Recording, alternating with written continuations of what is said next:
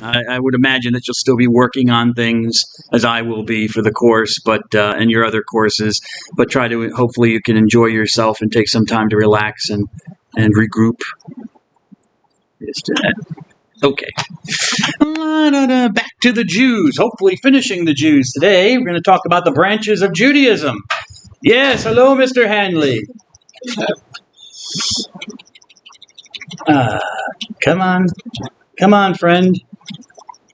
Let's go. Man, this is a long PowerPoint. Too long. Sorry. I talk too much. There we go. I always think I'm not going to do enough. I get worried. I get paranoid that I'm not going to have enough to talk about. And then I end up talking too much and I'm behind. Anyway, what are you going to do? Run for the end. So the branches of Judaism. Okay, we talked about the Haskalah. Yes, Mr. Pratt, which is the word for the Jewish Enlightenment, which Mr. Irvin enlightened me, thankfully, comes from a Hebrew word which means the intellect or reason. Okay? So again, the age, kind of like a direct translation of what the Enlightenment was, the age of reason, the age of light. Okay, using human reason to adjudicate and decide on matters regarding the world, stuff like that.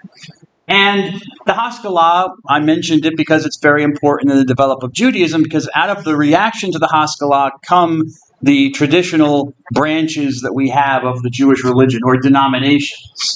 And there are actually 4 of them. One is not related to the Haskalah, really, but the other 3 are. We have Hasidism, Reform Judaism, Orthodox Judaism, and Conservative. So I did this little drawing. So these 3 come from the Haskalah, so that's why I have them coming, the arrows coming directly from the Haskalah. This Hasidism comes out of Judaism of the time in general, and then it connects up with Orthodoxy, which I'll talk about momentarily. Let me get my notes.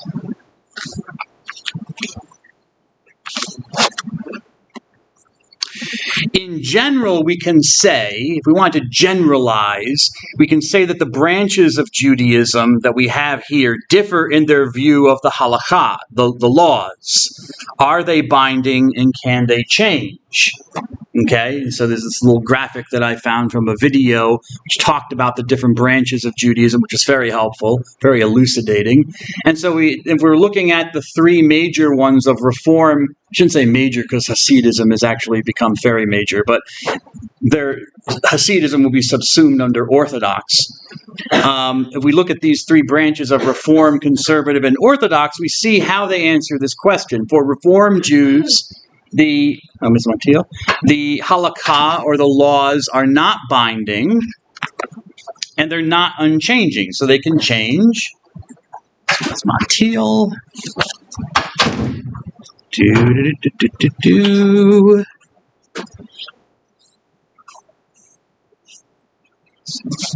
Oh, Mr. Hanley.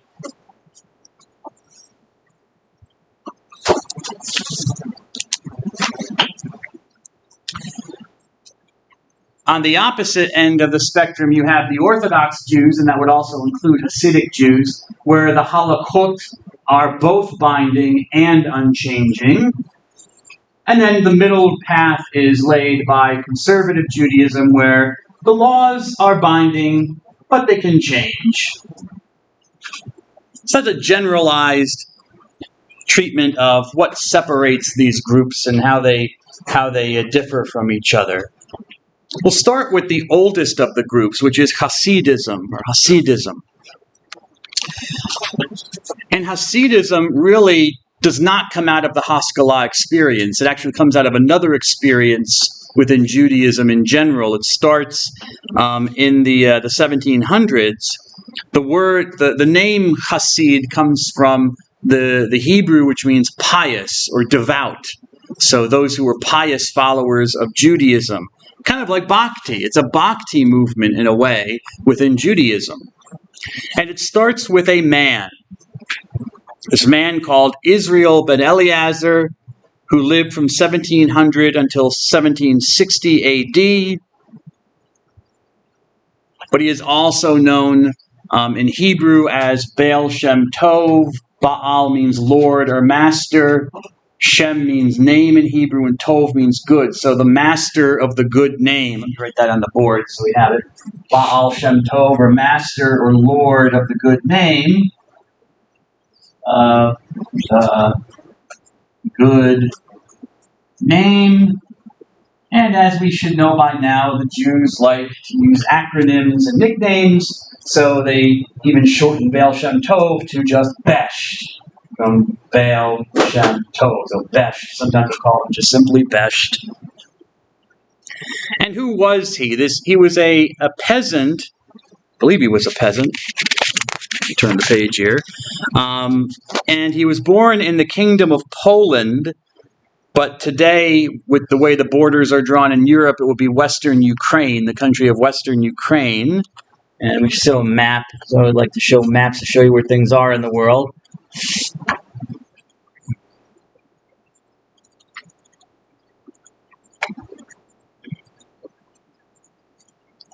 Here we are.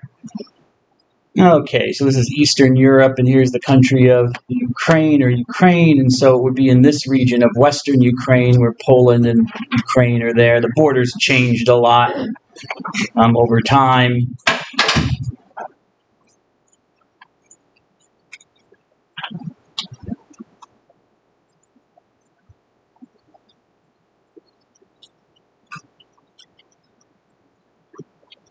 Oops. There we go. So was he ethnically Polish? Was he ethnically Ukrainian? Don't know. I guess you could say he was Polish since he was born in the Kingdom of Poland, but I don't know if he was ethnically Polish. Interesting. He was a charismatic figure, so he had a lot of charisma. He had a kind of like, I guess you could say, spiritual energy about him, very forceful personality, and he was known as a miracle worker. And he preached that God approved of the pious Hasid, the devoted simplicity of the common Jew over the mastery of Talmudic interpretation. So for a lot of Jews, Baal Shem Tov or Israel ben Eliezer kind of realized that for most everyday Jews, they just simply could not commit the time or the effort to studying Talmud. It was just impossible, and they couldn't always follow all the rules and interpretations that the rabbis laid out for them. So it was kind of a reaction, again, a kind of a down-below reaction to rabbinic Judaism. And we kind of saw the same thing that happened with the Bhakti movement in Hinduism, where the sacrifices that were in the Vedas and the Brahmanas were so complex and so complicated that they really kind of, like the ordinary Hindu, couldn't relate to them anymore. So they turned their attentions to Bhakti and devotion to the idols and stuff like that. Same thing kind of happens here, where Talmudic study is so kind of oppressive in a way. The most believing Jews, they're believers, but they can't follow this stuff. It's just too difficult. So he emphasized just the simplicity of a pious life, trying to keep the laws as you can keep them, and that you're supposed to, that the average Jew can keep. He emphasized the idea of devotion and joy for pious Jews, and that was more important than rabbinical learning, because most Jews couldn't fit into their heads all the Talmudic study that rabbis had and stuff like that. So he wasn't rejecting Judaism. He'd go to synagogue and say the prayers and follow the practices of the religion as they were outlined, but it was more an emphasis on joy in following the religion. That was a higher value than whether you could, you knew the Mishnah or stuff like you could recite the Mishnah and you spent hours of a day, seated in front of a book of the Talmud interpreting for yourself. Those were more important moments. Hasidism also had a mystical element, very mystical, which it still has today in their worship services, which can be very long worship services because they do the prayers, but they also have all sorts of other stuff that goes on.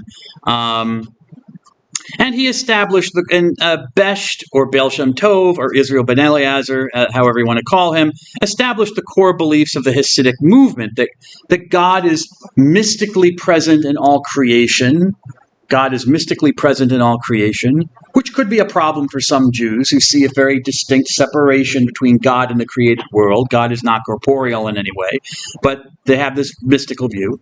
Joy in all aspects of life, so being sad is a sin in a way, especially in the worship of God. The worship of God should be joyful, so there might be a lot of dancing and singing at Hasidic services and stuff like that.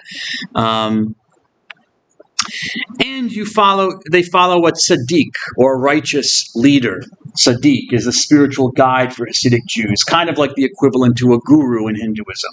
Tzaddik means righteous, or someone who does the right things. And they also, Hasidic Jews will talk about a Rebbe, which is is it Yiddish or Aramaic? I think it might be Yiddish. But anyways, they won't say rabbi, they'll say Rebbe, who is the leader of their group. And their groups are called courts. They're divided into courts. And usually these Hasidic courts, they're not really a legal court. It's not in a legal sense, but it's kind of like just an official grouping of Hasidic Jews. And they're united around this Rebbe. And usually the Rebbes all derive from different towns, like in Ukraine or Lithuania or Poland. And so they're called by these towns, these ancient, even though they might not come from them anymore, but they're Satmar Jews, Satmar Hasidic Jews, and they have Lubavitcher Hasidic Jews. From the town would be Lubavitch or Satma, and other towns and whatever. So they kind of group around these towns. Even if they were born in America or born in Israel, they still kind of use these old titles for their courts, their groupings. And there can be, some tension between the different courts, because different Rebbes can give different interpretations of the law and stuff like that. Now, initially, this movement, the Hasidic movement, was seen as a threat to rabbinical Judaism. So there was actually a lot of opposition to it amongst the more traditional-minded Jews.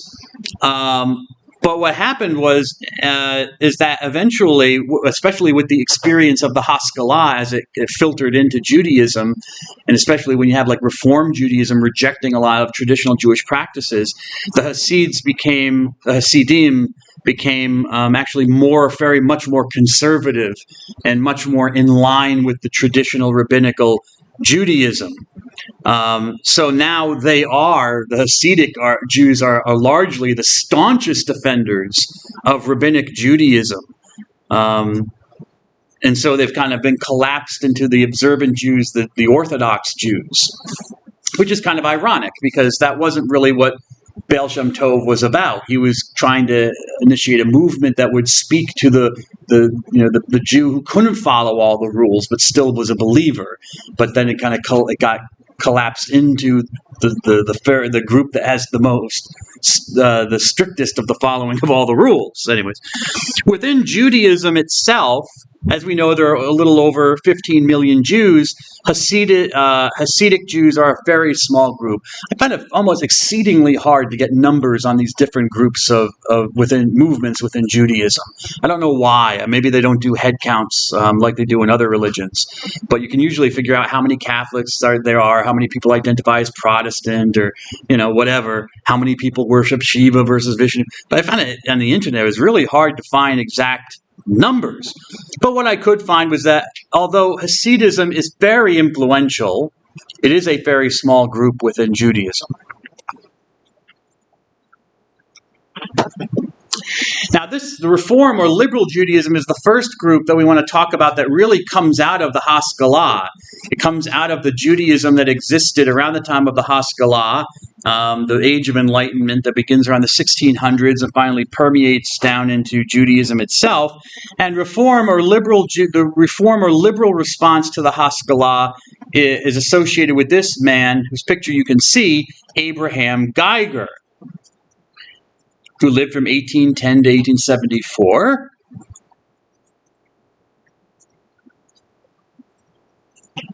It also has some connections to another person, Isaac Meyer Wiese, but Geiger is usually seen as the founder, if you will, of Reform, or it's also called Liberal Judaism. In other areas of the world, it's called Progressive Judaism, but it's the same difference. And this reaction starts in Germany. Geiger believed that the Torah could no longer be accepted as the timeless, literal revelation of God, as many Jews believed. He believed that the Torah had to be adapted to modern times.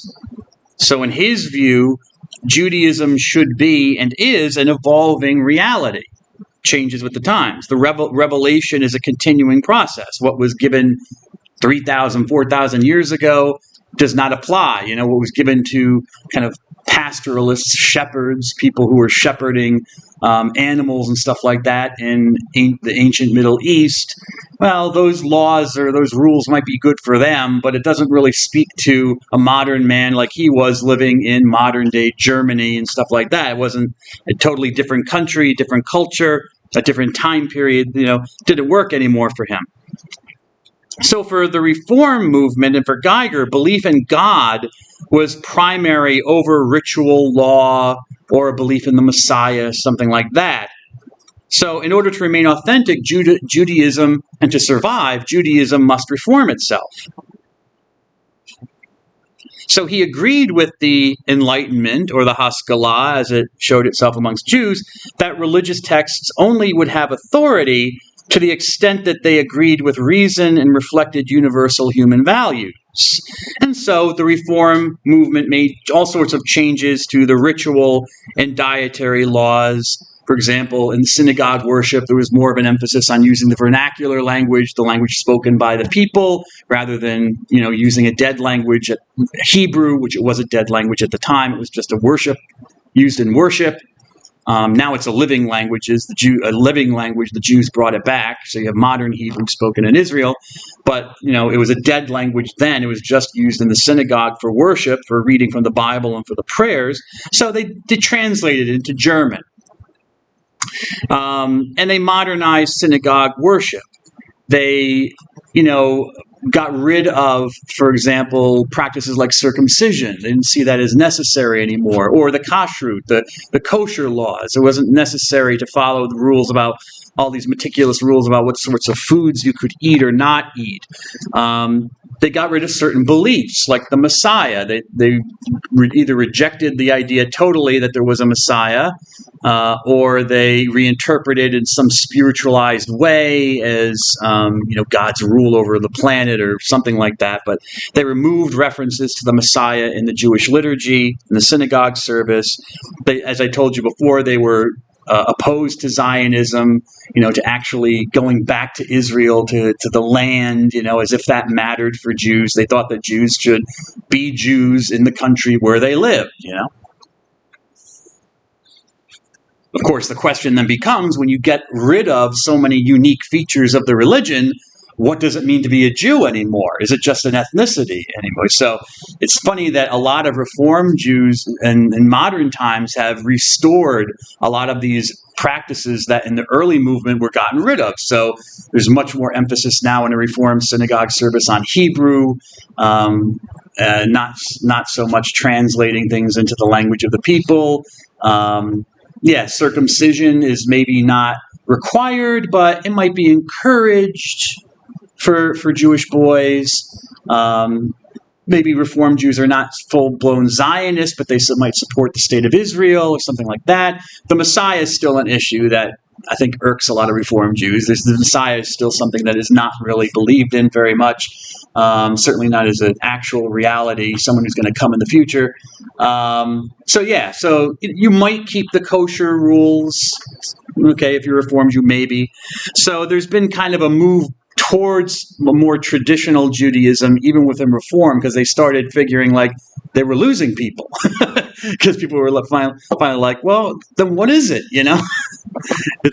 I'm a Jew. What does that mean, though? Because I don't practice the religion at all, Okay, so that was Reform Judaism. Another reaction, the middle of the road reaction, was conservative Judaism, which in Hebrew is called Masorti, or traditional Judaism. Well, it's not, I don't know, conservative Judaism is veering more towards the Reform side. It's not as traditional as you might think. But anyways, conservative Judaism, which does not mean it in the sense of a political reality, like you might talk about conservative Republican or liberal Democrat, these stereotypical ways we use words. It's not a political reality. It's more the idea of conserving the tradition. Oh, I should have mentioned this about reform before I forget. Sorry about that. Let me go back to reform before I forget. The numbers. Out of the Jewish population, reform or liberal Jews make up around 1.8 million. 8 million, which makes them the second largest group amongst Jews. They're not the largest, they're the second largest. Don't come first, they come second. So about 1.8 million Jews identify with the Reform or liberal movement. Sorry about that. I forgot to put the numbers up. Now, conservative Judaism.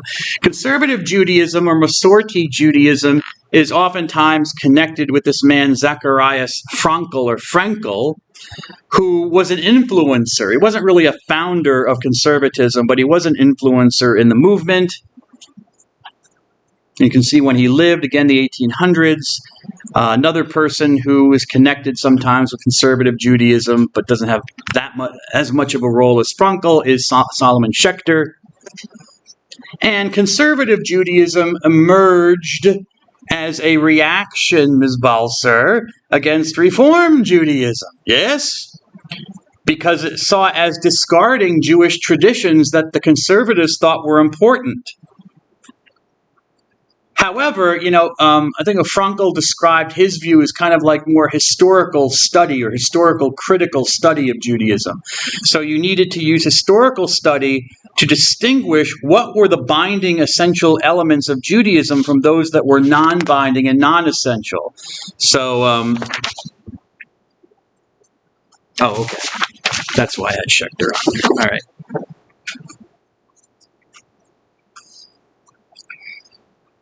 So conservative Judaism is a more centrist position. It defends tradition, but it accepts adaptation and change, that these must take place sometimes. So, for example, conservative Jews would almost certainly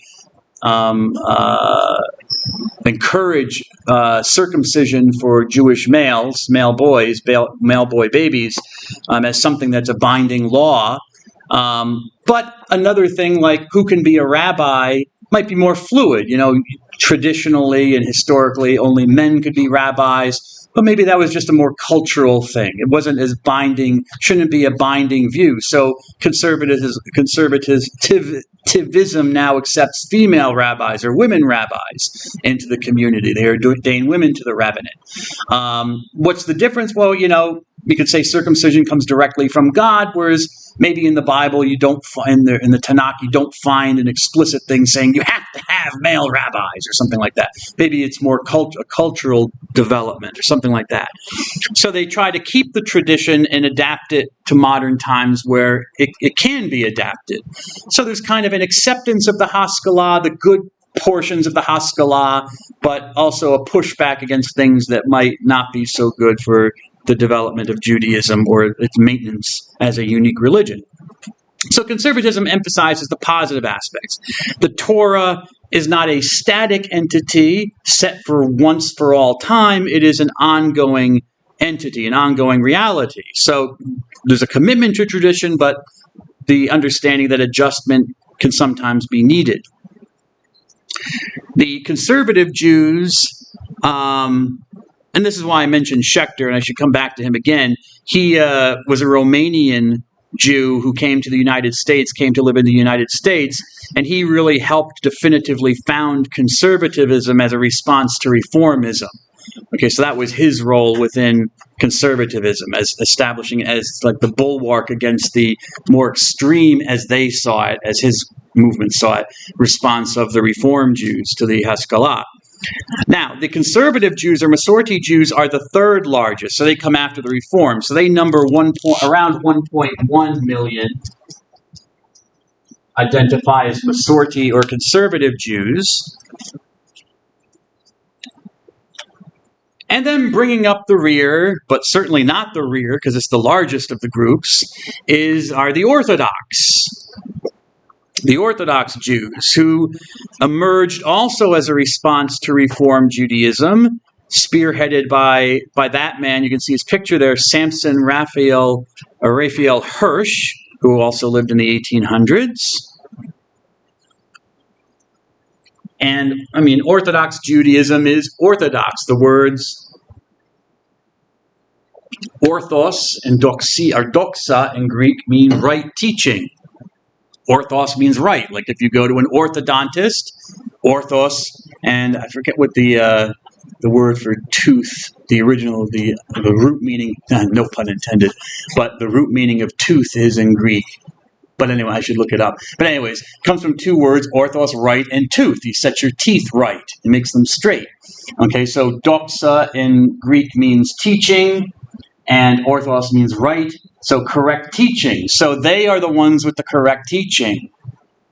They are the continuators of the true tradition of Judaism and what it is.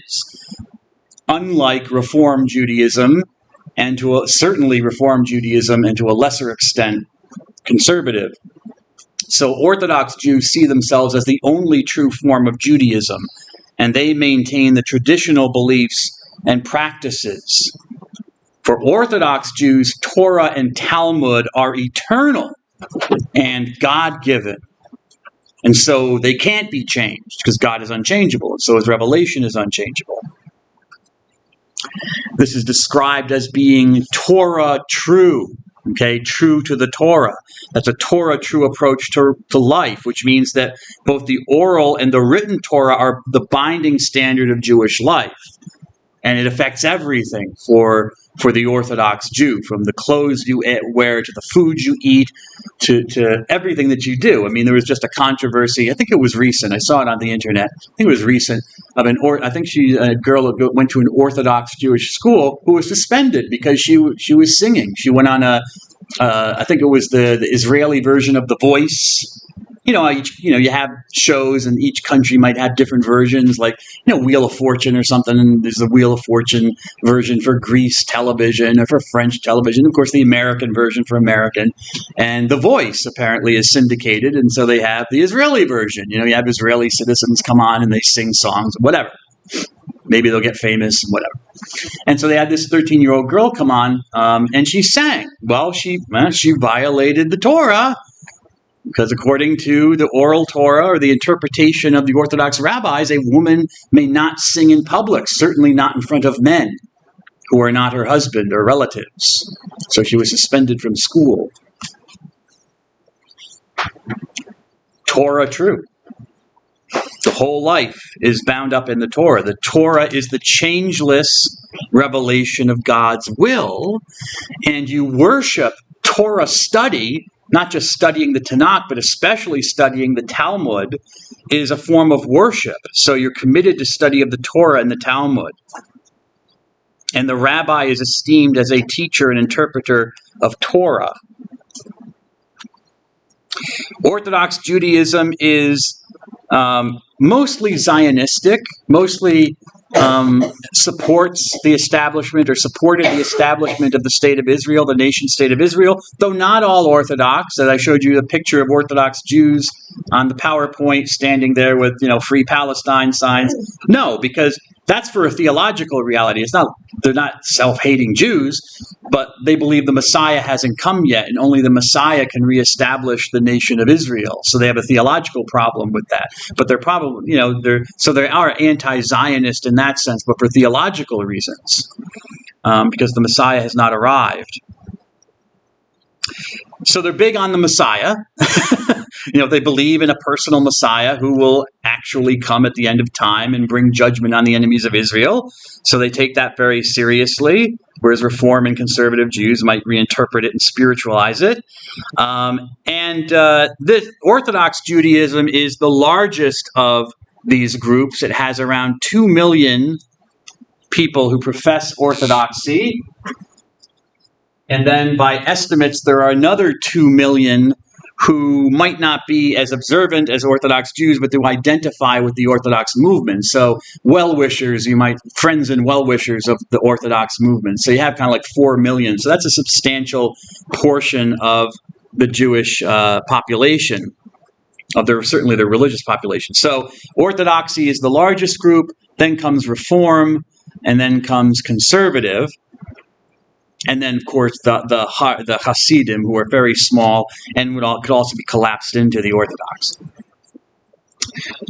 When it comes to the state of Israel, the nation of Israel, Orthodox Judaism is considered, again, the true Judaism, the preeminent Judaism. So it controls many aspects of Jewish personal life in Israel. So in Israel, only Orthodox, and maybe some of these things have changed, but when I was taking my notes, this was the situation. Only Orthodox rabbis can perform marriages. They're the only ones who can oversee divorces and settlements. Funerals may be conducted only by approved rabbis by the Orthodox. They enforce the Shabbat rules. They enforce the kosher rules in Israel.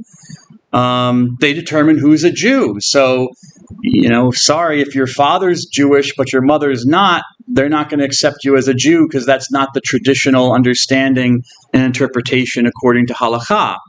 Reform Jews would, conservative Jews would, because they've changed the halakha. They've said that yes, if either one of the parents are Jewish, then that's fine, but that's not the traditional view. And the Reform and the conservatives don't control things in Israel; the Orthodox do. So you would have to convert or do something, but you couldn't make Aliyah back to Israel without doing something because you wouldn't be considered Jewish. So the Orthodox. Now within the Orthodox Jews, you have subsets. I mentioned the Hasidim, and you also have these groups called the Haredi, or the Haredim, which comes from the Hebrew word harad, which means to tremble or shudder, almost like to tremble in the presence of God, And you have, it's kind of interesting because it's kind of like Christianity. I mentioned that, some Orthodox Jews, especially amongst the Hasidic Jews, I compared them in one class to like the Christian version of the Amish, or the Jewish version of the Amish Christians. Like here in Pennsylvania, if you go south a little bit, you'll see people with their buggies and they wear their clothes like it was back in the 1600s or 1700s, and they don't really adapt very much, although maybe today they are kind of adapting. Some of them do, like the Mennonites. They have cell phones and electricity, but the real staunch Amish don't. They live like they're back in the 1600s or something like that. Well, you have Jews that do that too. They dress, they see them with the big long black coats, the big wide brim hats. They dress like Jews dressed like in Lithuania of the 1700s. They don't change. So you have the Amish, but you also have groups of Christians like are called Shakers or Quakers, who also, they used to do that, like shudder or tremble in their prayer services. They would be filled with this Holy Spirit or something, and the men and the women would walk around shaking and trembling with the presence of God and would receive revelations and stuff, the Shakers and the Quakers. So this is kind of like the Jewish version of that. I see tremble, and you see this, Orthodox Jewish men will do this when they pray. If you've ever seen them pray, and they're like doing this, they have to, because when they pray, they have to tremble in the presence of the Lord. If there's places in the Bible where it talks about your bones shaking in the presence of the Lord, so they take that literally, and they say that that's how you have to pray. So, it's not just enough to stand there and pray, but you have to tremble in the presence of the Lord as well. So you have even more conservative elements within Orthodoxy called the Haredim. Sometimes they're called ultra-Orthodox, which is kind of offensive to them, so you might want to avoid calling them that. You'll even see that, like the Associated Press, we use that term sometimes. That's not correct. But, they are very staunch. And so we saw that video of the Sabbath day protest, because they were going to open a parking lot, and you can drive cars on the Sabbath, and you can have people working to maintain the parking lot. So a bunch of Haredim showed up to protest, and you better make sure that you don't drive a car through their neighborhoods on the Sabbath because they might stone it. And this is a news story from an English station that's actually French-based, France 24. I thought this was an interesting story.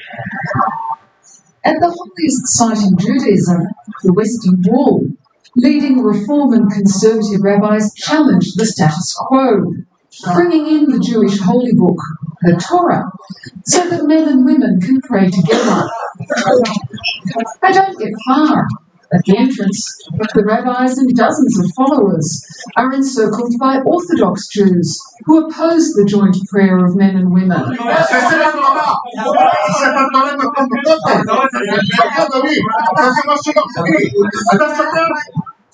There are fights over the Holy Scrolls.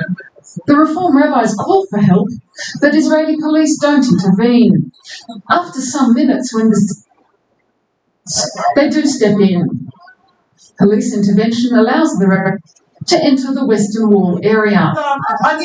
I am happy to see female rabbis today, both Reform and Conservative. Today we are breaking the ultra-Orthodox stronghold here in Jerusalem. So I'm not asking the Orthodox to be any less Orthodox. To provide space for me and others like me to be able to come to this most holy site and pray according to our traditions. That's it. Last year, the government of Israel did agree a plan to allow these Jews to pray nearby at another section of the wall. But there was opposition from ultra-Orthodox parties in the parliament, and the plan hasn't been implemented.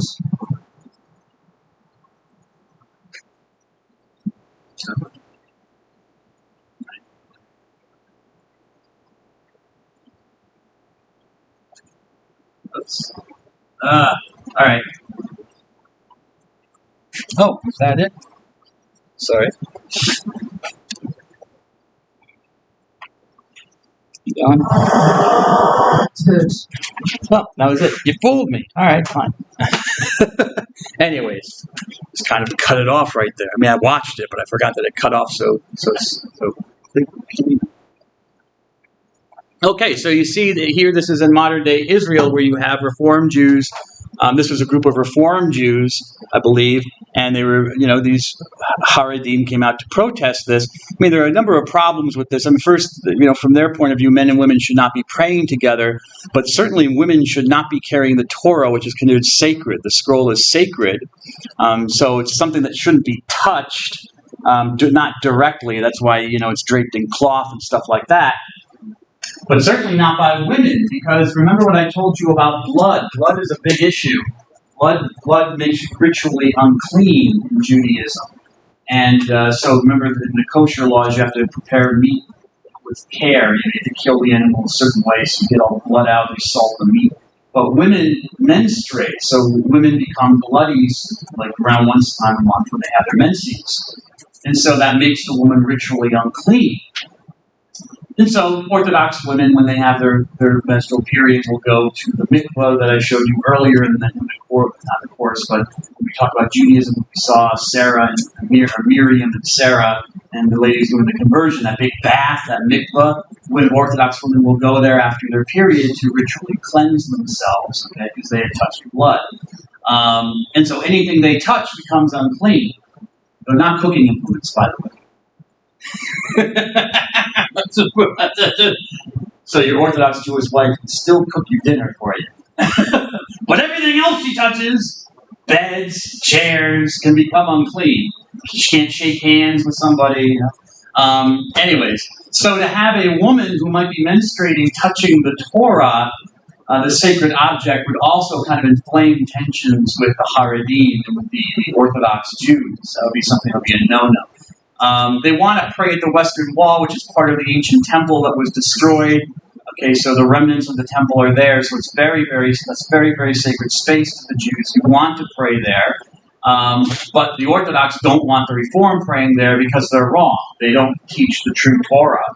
I was watching one video this guy put online. He was talking with actually a transgender Jewish woman who was brought up in the Orthodox community.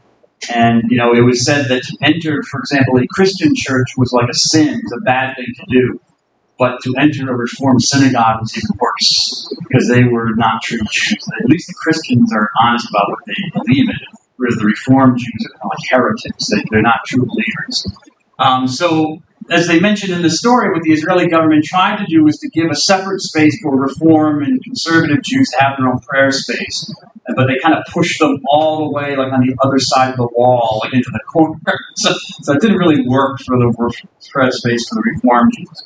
And as you can see, there's really no resolution in the works going on because the Orthodox have the control, and they simply are not going to accept.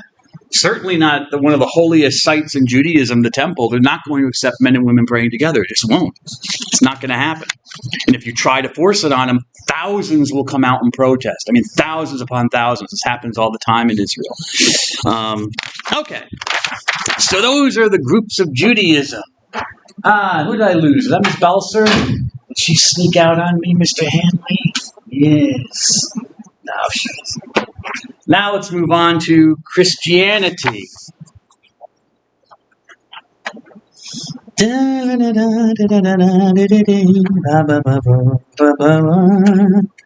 Christianity. I like this picture. It's a picture, I guess it's Jesus. We don't know what Jesus looked like, but this is kind of a stereotypical image of Jesus of Nazareth with the long hair and the beard. He clearly seems to be looking more East Asian than West Asian, which is where Israel is.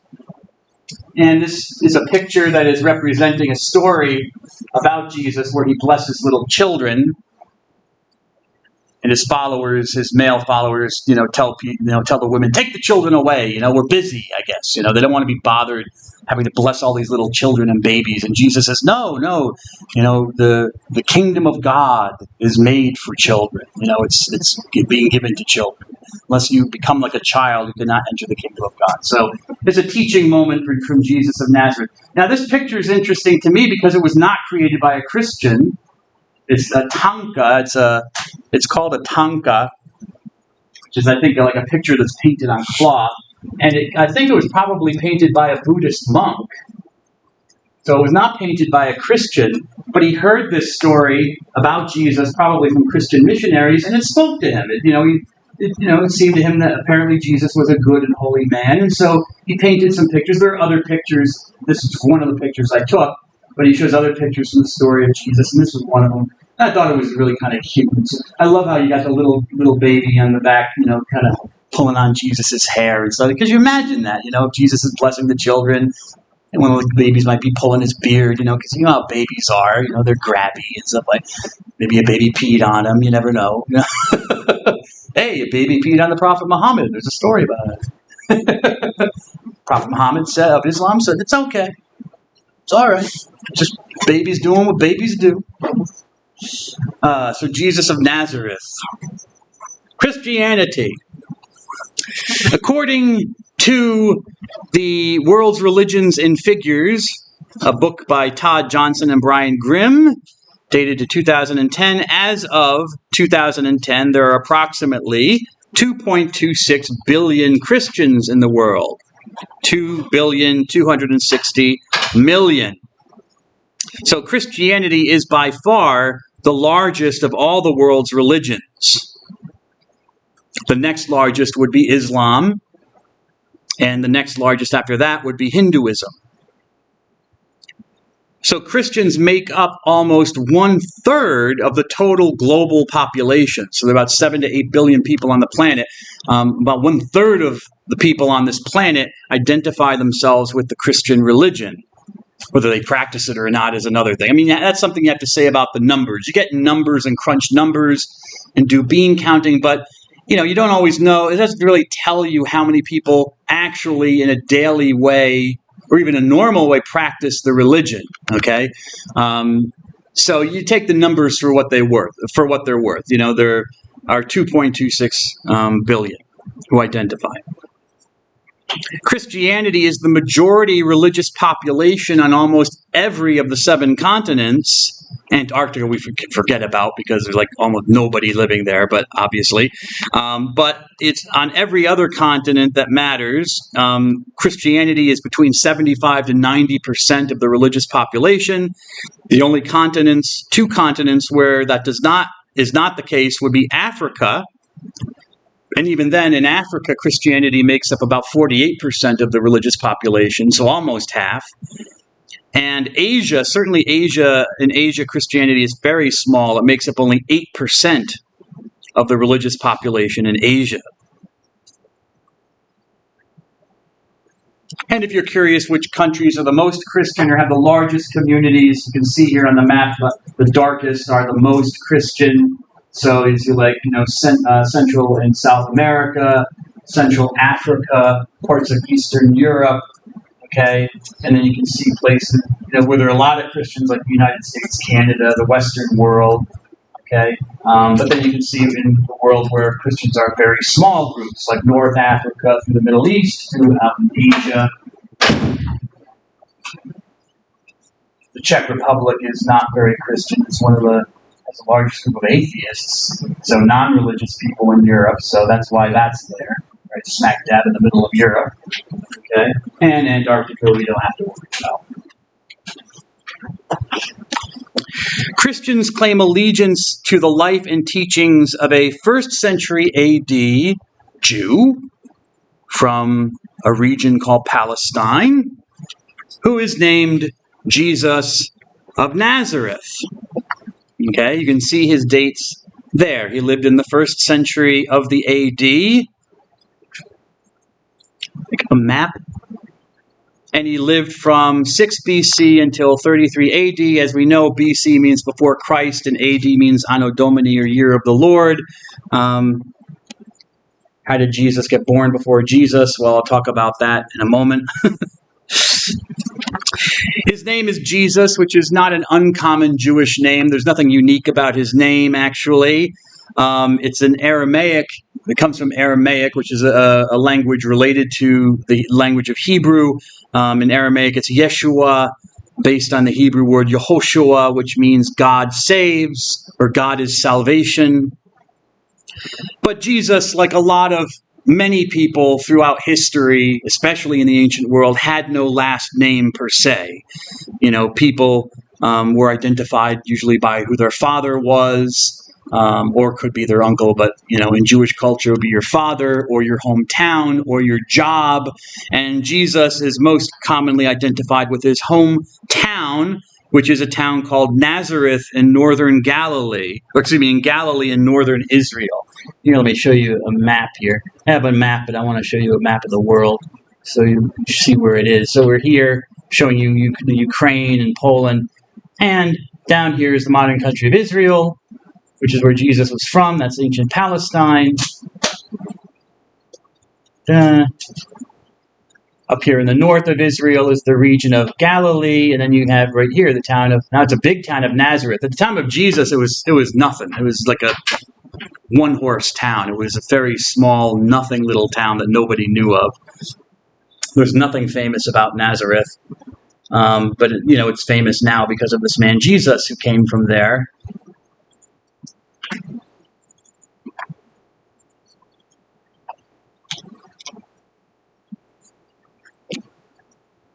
I'm not going to worry about that. He is also commonly called Jesus the Christ, or Jesus Christ. We have to be careful here because Christ is not his last name. It's not his surname. It's a title. The word the Christ is the Greek translation of the word Messiah from Judaism that we learned about. And it means the same thing. A Messiah, Mashiach, or Meshicha in Aramaic is someone who's been anointed, a king figure who's had oil poured over his head in this anointing ceremony of being made a king. And so it's translated directly into Greek as Christos, or Messiah, the anointed one. So that's not part of his name. It's his title. And followers of Jesus asserted their belief that he was the promised Messiah or Christ of the Jews.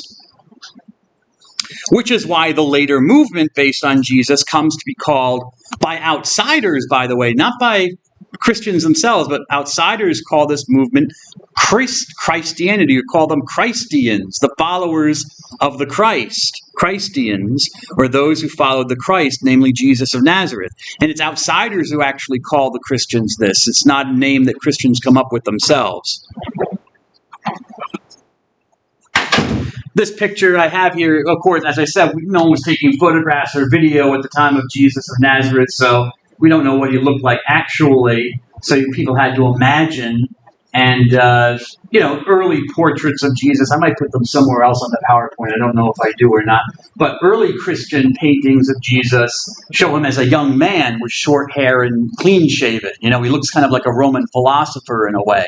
What you would think of a Roman philosopher, because we're imagining him, in his role. Okay, this is our earliest portrait of the traditional bearded Jesus, with long hair and a beard, which dates to the late 4th century, so around the 380s and 390s. And it comes from the Comedilla catacombs in Rome, which were burial places, underground burial places where Christians used to bury their dead. They painted all sorts of pictures, and this is the earliest one of the bearded Jesus that we've all come to know, and maybe love, who knows. But there it is. So that's an interesting portrait I thought I would share with you.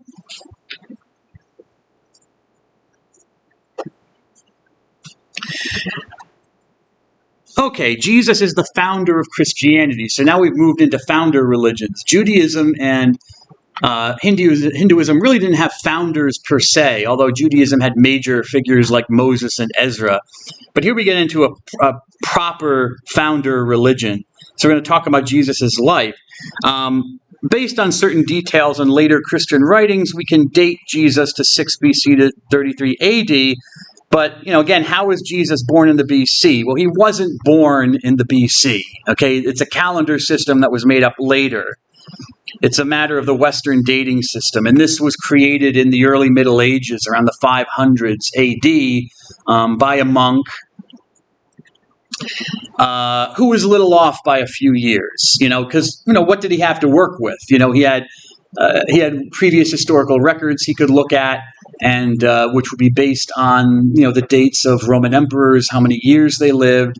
And so that's what he had. And he was pretty close to the time, but he was off by a few years. And so that's why Jesus is probably born in 6 BC before Christ, even though obviously he wasn't before Christ, because it was him, it was Jesus.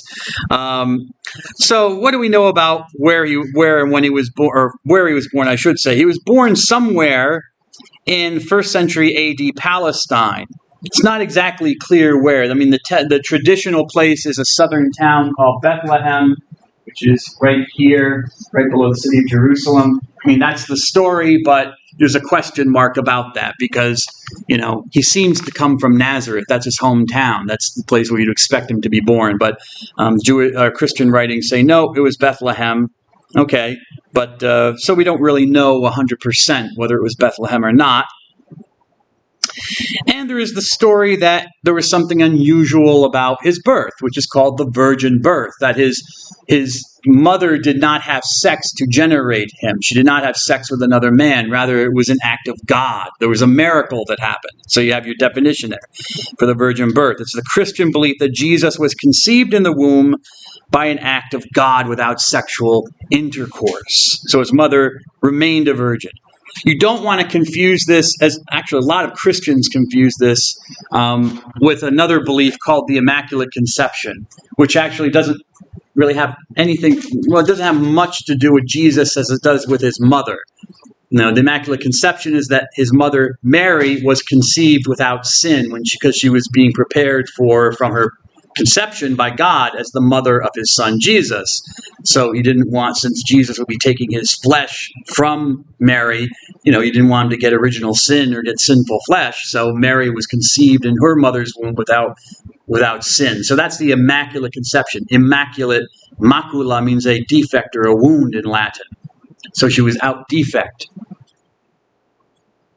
So it's not the Immaculate Conception. Don't confuse the virgin birth, which refers to the conception of Jesus, with the Immaculate Conception.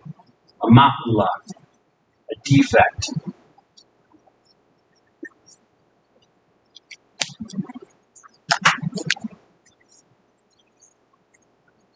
Okay, stories of miraculous births are not unheard of. For example, when we learn about Buddhism, God willing, hopefully, the Buddha, this man, the Buddha, who's the founder of Buddhism, his mother was impregnated by an elephant. She has a vision of a white elephant that kind of comes down and gets into her womb, and there you go, whammo, the Buddha. You have other people like Perseus, this man Perseus in Greek myth, whose mother, was a human woman, and she's impregnated by the god Zeus, who appears to her as like a shower of gold. And whammo! She's pregnant with this half god, half human Perseus. There's another story from India. I can't remember the names. Oh, Kunti. This woman Kunti. I forget who she gives birth to, though. Anyways, she's given in Hinduism, she's given a mantra to say by a holy man that if she says this mantra, because her husband is shooting blanks, appears to be impotent, or at least he's not producing sperm. So she wants to get pregnant. So she goes to a holy man. He gives her a mantra that has a magical way that if she says the mantra, she'll immediately get pregnant. She says the mantra, whammo! She becomes pregnant and has a kid. Actually has a couple of kids using the mantra. So virgin births are not necessarily unusual in stories of religion. Traditionally, as I told you, Jesus was said to have been born in Bethlehem, which, we're not sure, as I said. Why would Jesus be born in Bethlehem? Because that was the traditional birthplace of King David. If you remember about the Messiah is supposed to be related to King David. Actually, I don't know why being born in Bethlehem would necessarily connect Jesus to King David. It's just a town related to King David. It's connected to King David. But it would be much better if he were actually a descendant of King David, which apparently he also was too. So they got those both bases are covered, It's not just a descendant, but he was also born in the actual town that was known for this King David and would be the future birthplace of a Davidic ruler. Nevertheless, Nazareth is given as the hometown, which is in the north, north up here. Okay. Almost nothing is known about Jesus' youth or early adulthood. In later Christian writings, Jesus is specified as a carpenter or a woodworker is another way to translate that. Maybe it's a better way to translate it than carpenter. He was a woodworker. And according to the Oxford Dictionary of the Bible, carpenters were of a low class. So it tells you something about his social status. Carpenters were not as bad as beggars, but they weren't better than small landowners, namely peasants. So they were not as low as a beggar on the street, but they weren't as high as a peasant who had his little plot of land that he farmed. They're just in between. So there's a low social class. And around 30 years old, Jesus starts going about this region of Palestine that you see on the map, preaching, teaching people, which he identified as his main purpose for coming. But he also was known as a miracle worker, especially healings. He also performed exorcisms. He would cast out considered unclean spirits in people, demons, you might say. He reconciled outcasts in Jewish society, and he did things that were acting kind of like a prophet, like someone who was speaking on behalf of God to the people of Israel.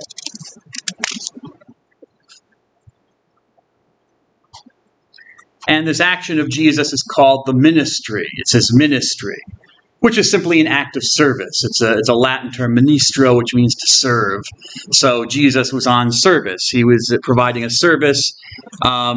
His main focus or the main message of his teaching ministry was talking about this thing that he called the kingdom of God, which you see there from the definition. It's an image that was used by Jesus of Nazareth to describe what God's control or rule over creation and humanity should look like. And so he tells stories in this regard. He's not a teacher like a philosopher in that sense. He's a storyteller. He teaches, remember the Talmud. 2/3 of the Talmud is stories. That's how the rabbis would talk about things. And Jesus was kind of seen as a rabbi in that way. He would tell stories about what this kingdom, this rulership of God should look like.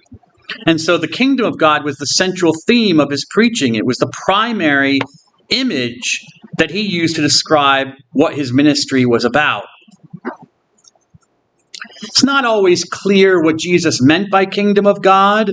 I mean, was it a present reality that he was bringing about? Was it something coming in the future at the end of the world? Was it a political reality, a spiritual reality? It's not always clear. But what it did mean for Jesus was that he demanded of his fellow Jews to respond by a radical change of their life, to start living in accordance with God's law. So he wasn't overthrowing Judaism. It was a movement within Judaism. He wanted them to convert convert, I mean, we think of it in the religious sense as you change your religion. Someone converts from Christianity to Islam or atheism to Judaism or something like that. But conversion simply means you change your mind. Okay, that's what it literally means in Greek, to change your mind. Or we would say, in English, I think we would say more to change your heart, something like that. We use that image. So that's all it meant. He wanted people to change their hearts to a more authentic following of the Jewish law.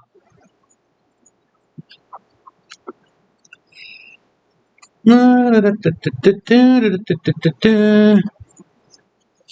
don't put that on the PowerPoint, so I'm not going to worry about it.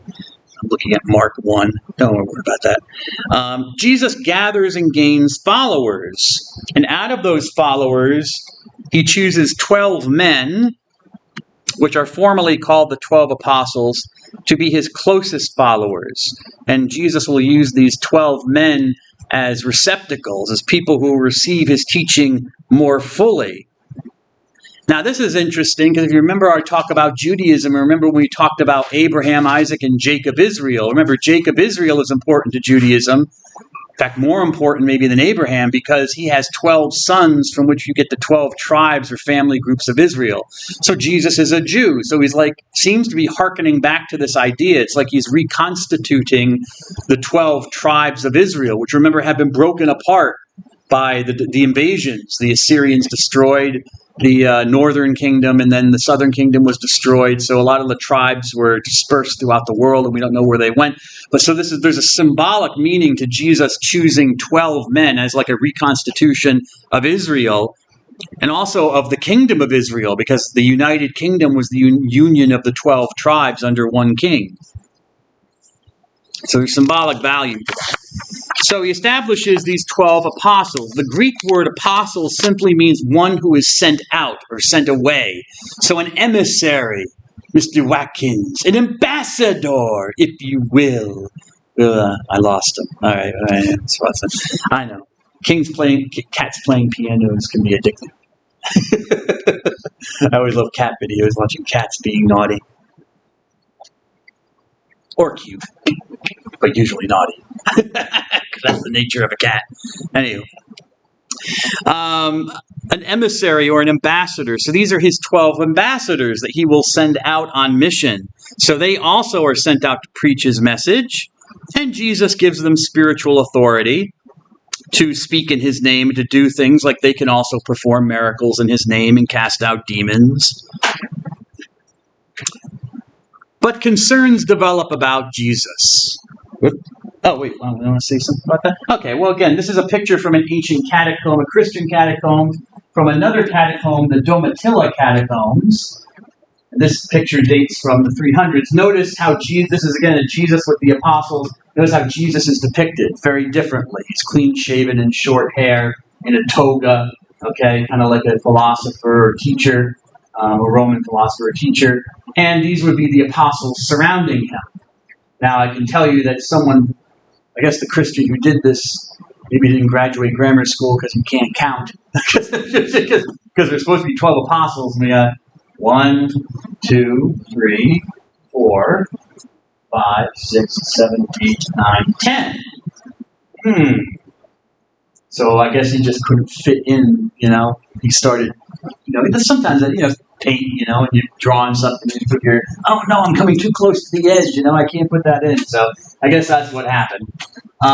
Anyways, but it is a picture of Jesus and supposed to be a picture of Jesus and the 12 apostles from an early Christian painting. So there are concerns about Jesus. Jesus is not without his opponents and opponents to his teaching and things that he is doing, especially amongst the Jewish leaders. Not everyone follows Jesus or even likes Jesus. Jesus was considered by some as not only a religious but also a political troublemaker. For one thing, Jesus makes exalted claims for himself. Like he claims that only he can interpret the Torah, okay, which no rabbi would speak of. We saw from the Talmud, Rabbi so-and-so speaks in the name of Rabbi so-and-so, speaks in the name of Rabbi so-and-so. You speak within the chain of tradition, and you're giving your opinion. And usually you're giving the opinion of the rabbi who taught you. But Jesus doesn't speak like that. Jesus, this woodworker from Nazareth, a nothing town, says that he's the one that his followers should follow for how they should understand the Torah. So that's an very exalted claim.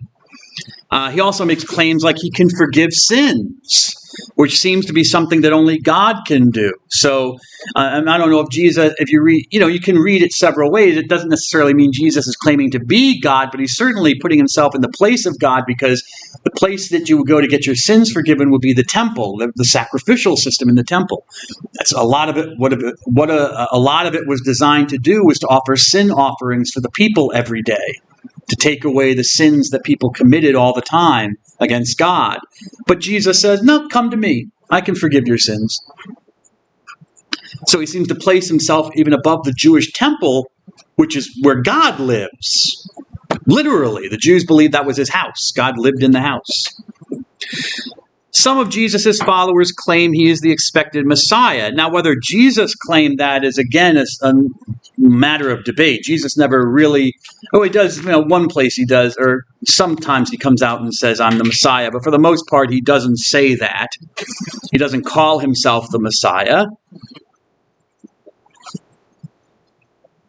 But some of his followers think he is, which would certainly be a political problem, because if he is the Messiah, well, the Jews are ruled over by the Romans at this time, and certainly the Romans, if someone's claiming that he's going to overthrow them, they would be concerned. They would want to know about that and maybe get rid of this person. Jesus seems to make statements about the temple where there's a period, an event where he disrupts temple services because he's angry how the people are doing them. He thinks that they're desecrating the temple. It's a house of prayer, but they've turned it into a marketplace, into a place of business. And so Jesus comes in with a whip and starts whipping the animals out and even whipping the people out and throwing the money changers who are exchanging people's money that they can use in the temple. Because they had to, because the Roman coins would have images on them, and images of God were forbidden, and false gods, certainly. So you'd have to change your money for Jewish money. And so Jesus doesn't like this. He throws the money tables all over the place. That could be seen as an act of protest, but it could be also seen as an attack on the temple. Jesus apparently makes a statement that the temple will eventually be destroyed, which people don't know what he means by that, but certainly that sounds like insurrection, and certainly it's an attack on God if you're a Jew, because that's God's house. But for the Romans, they don't want the temple to be destroyed. They're not Jews, but the Romans don't want things to be disrupted either. They don't want someone to start destroying things. They want normalcy, so people do what they're told and pay their taxes to the Roman Empire, and the Romans stay in charge and everything is normal, and they don't want rabble-rousers going around saying they're going to blow things up. Just like today, if you're sending out emails on Gmail, saying you're going to blow up the White House or whatever, eventually Mr. Dunn, we want to talk to you about these emails, So the Romans were no different. So what happens? So Jesus eventually, for whatever reason, it's not completely clear, but Jesus gets arrested. And he's placed on trial with the local Roman ruler as an insurrectionist and basically a disturber of the peace. And so he appears before this man called Pontius Pilate, who we know existed because he's written about. We know him from historical records from the time period. But we also have archaeological evidence, which was found in the last century, which clinches it. This man Pontius Pilate, who was the local governor for the Romans, and he was governor for 10 years from 26 to 36 A.D. Right here you can see what's called the Pontius Pilate inscription, which was found, I think it was 1960s. But I want to check my notes. Yeah, okay. 1961, this piece of stone was found with this inscription. It was discovered in northern Israel. And it's important to Christian history, and not just Jewish history, because as you can probably clearly see here, I think Pontius Pilatus, this is his name. So this was a temple or a building or something that was built in honor of the Roman emperor of the time. and you would put an inscription on to say who built it and for whom, etc., and so forth. So this building, built to the Emperor Tiberius, was built by Pontius Pilatus, who's prefect of the province of Judea. So here we have hard, literally hard, because it's stone, evidence that this man Pontius Pilate, who's mentioned in the Christian record, but also mentioned in contemporary Jewish records of the time, was there, and he's supposedly the man who held the trial of Jesus of Nazareth. Other than his connection to Jesus of Nazareth, that he tried Jesus of Nazareth, that's the only reason Pontius Pilate is famous. Really nothing else about him. We don't know where he came from or where he ended up. We do know, obviously, he was the local ruler of Judea from 26 to 36. From other historical information we know that he was not a nice man. He liked to antagonize the local Jewish population, stir up trouble. So he wasn't an especially liked person, but really that's about as far as it goes with old Pontius Pilate. He's mostly famous because of his relationship with this man Jesus of Nazareth. All right. I will stop here and have a good week. I'll see you in a little over a week. Have a good time. God bless you all.